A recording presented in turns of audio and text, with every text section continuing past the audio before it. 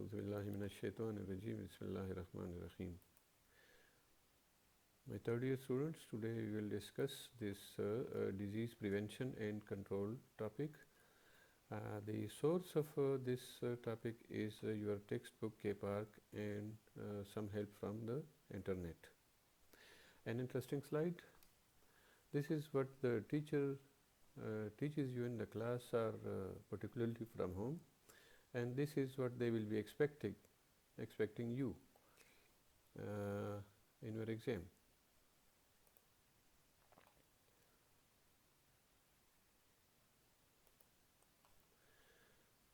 But you should update yourself like this one. The chain of infection we may have discussed or we will discuss this in future.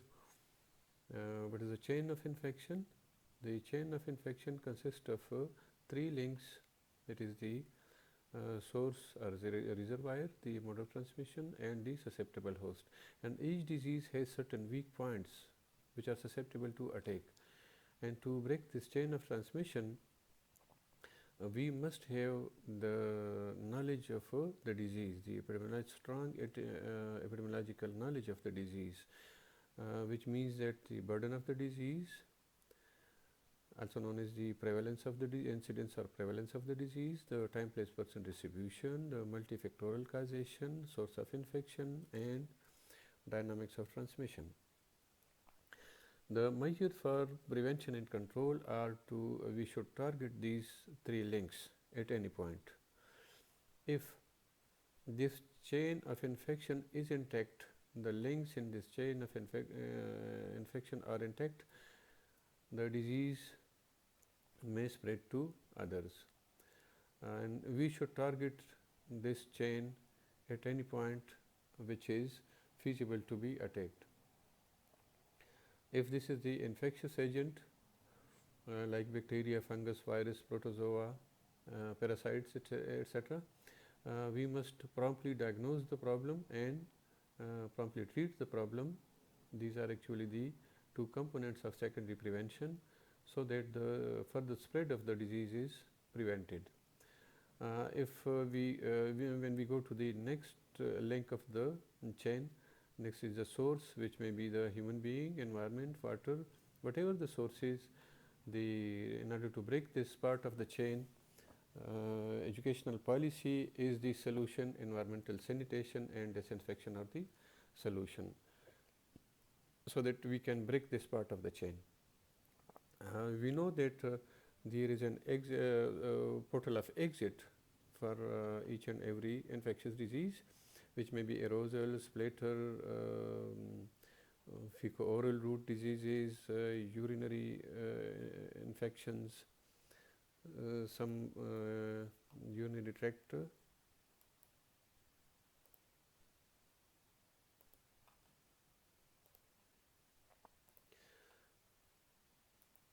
The source, the portal of exit may be urine, and the solution lies in hand washing, control of aerosols or splatter. Coming to this part of the chain, which is the means of transmission, which may be direct or inhalation or airborne or bloodborne, whatever the mean of transmission is, the solution lies, or we can break this part of the chain through isolation, disinfection, and hand washing. Coming to the next link, which is the portal of entry, which may be mucosal membrane, respiratory tract, broken skin, bloodborne diseases, fecal-oral route diseases. The solution lies in the first aid, the personal hygiene, and hand washing. The susceptible host is the next component in this link. The treatment of underlying diseases and immunization is the solution. So we should break this chain somewhere in order to prevent the problem, the disease.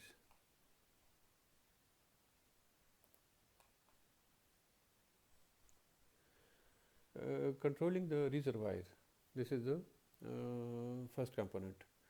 Controlling the reservoir or source of infection is easy when to eliminate when when the reservoir is in animals.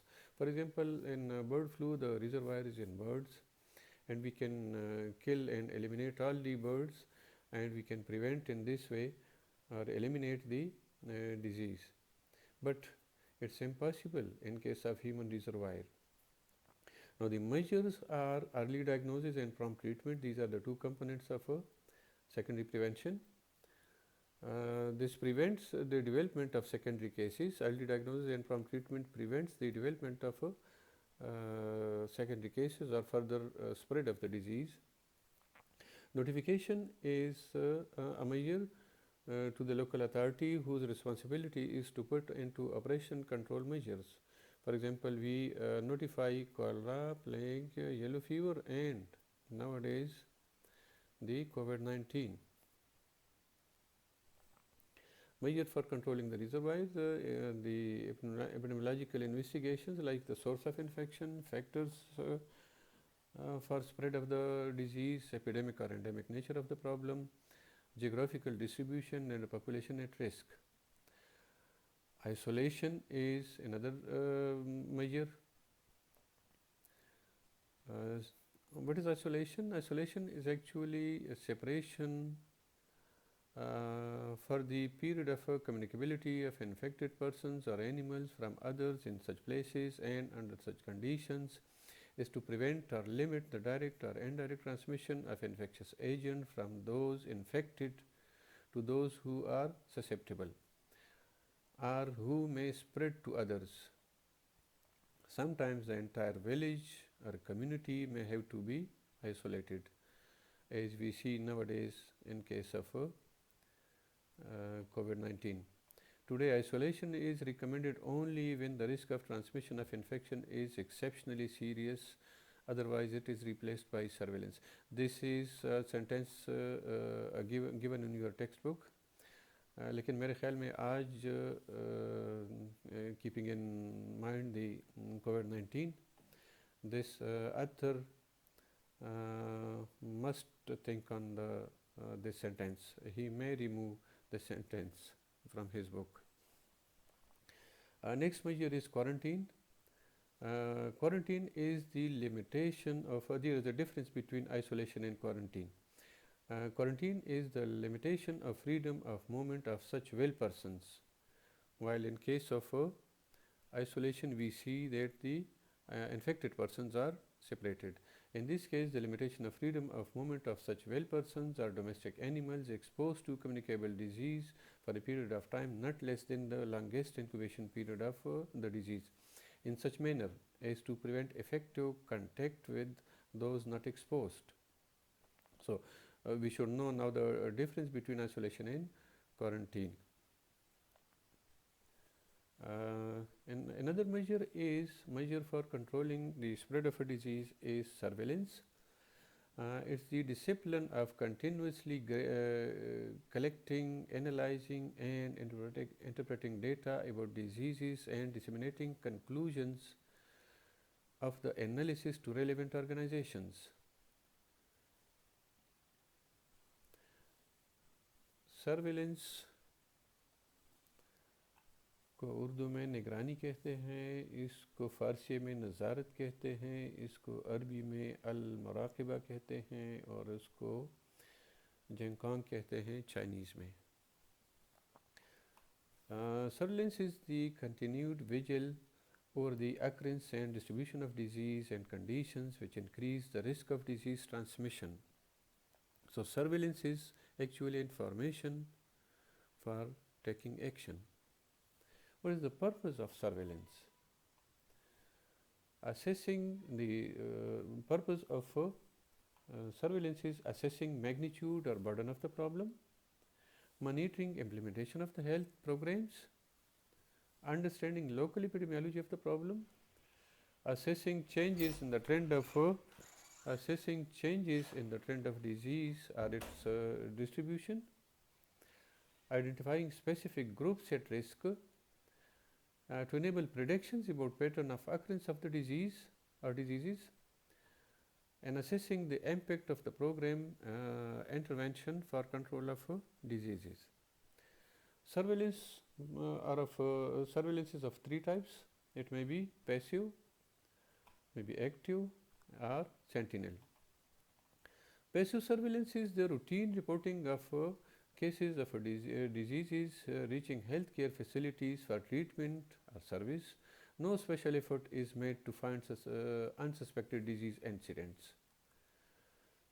While active surveillance is the special search is done for finding cases in the community mainly through door-to-door surveys.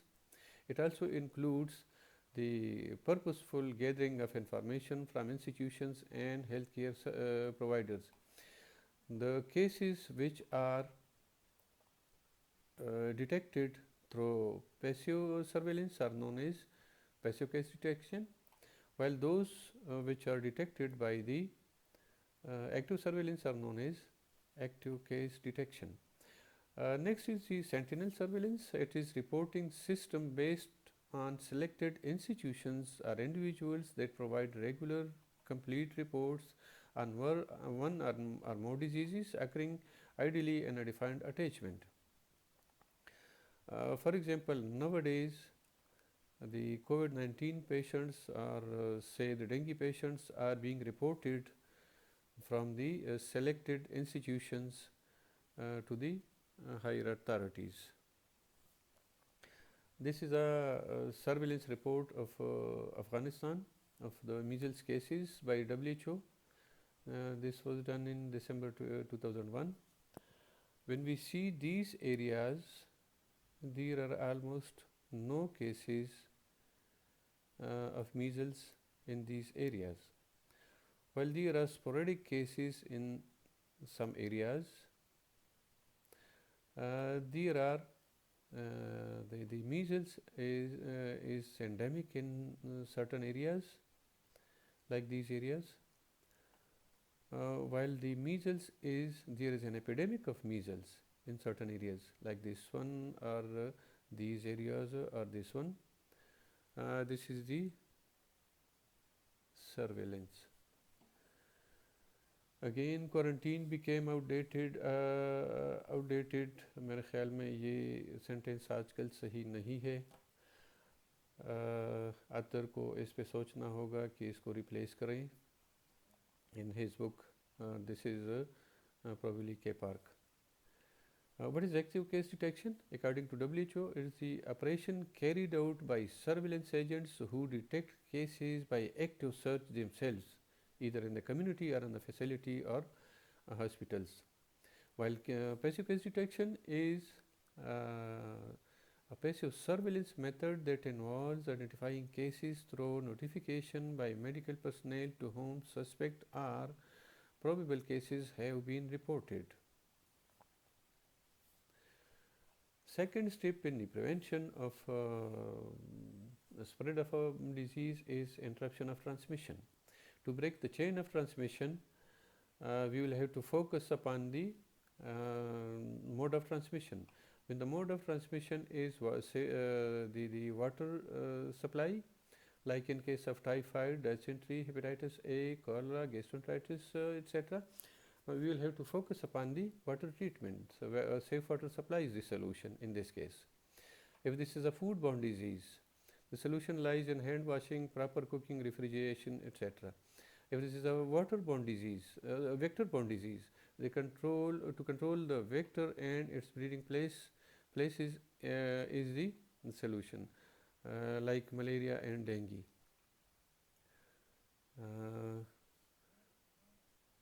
How to break the chain of infection of COVID-19?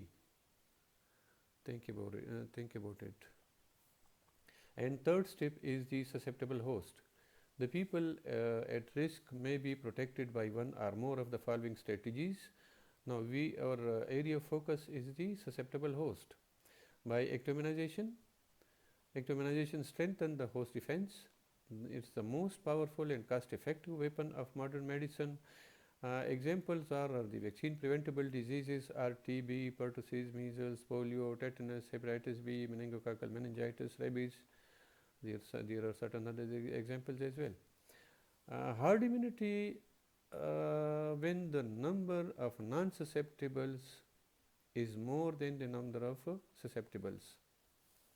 And herd immunity, we can roughly say that more than 60% of the population, if is immune or protected, then the chances of epidemic are very rare. We have eradicated smallpox in 1978 or 1980 from the globe through this herd immunity. Time for immunization, when the antibodies transmitted by mother is lost and before the person is exposed, is the time for immunization. No immunization is 100% effective. This is WHO immunization schedule. At birth, we give BCG plus OPV, oral polio vaccine 0. At 6 weeks, 10 weeks and 14 weeks, we give pentavalent 1, OPV 1, and similarly at this 10th week, pentavalent 2, OPV 2, at this 14th week, pentavalent 3, OPV. Over here, at 6 week, if BCG has not been given at birth, we can give this BCG vaccine at 6 weeks. At 9 months, measles 1 vaccine is given. At 15 months of age, measles 2, second dose of the measles, which is booster dose, is given. And for pregnant ladies, early in pregnancy, tetanus 1 TT1 or booster is given, and 1 month after TT1 is given TT2. This is the vaccination schedule from 2010 onward. It's the same as discussed in the previous slide. Pentavalent contains pentavalent vaccine contains DPT, that is diphtheria, tetanus and pertussis, plus hepatitis B plus HIV.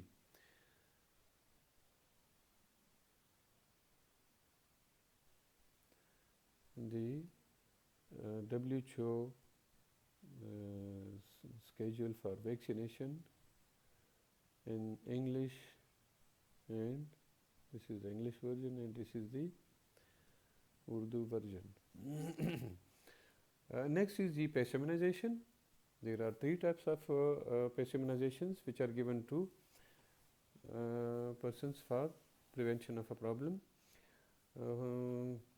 First is the normal human immunoglobulin, the specific human immunoglobulin, and anti-sera or antitoxins. PES immunization is a short term. It persists for 1 to 6 weeks and chances of reaction are there. Combined active PES immunizations are done in tetanus, diphtheria, rabies, hepatitis B.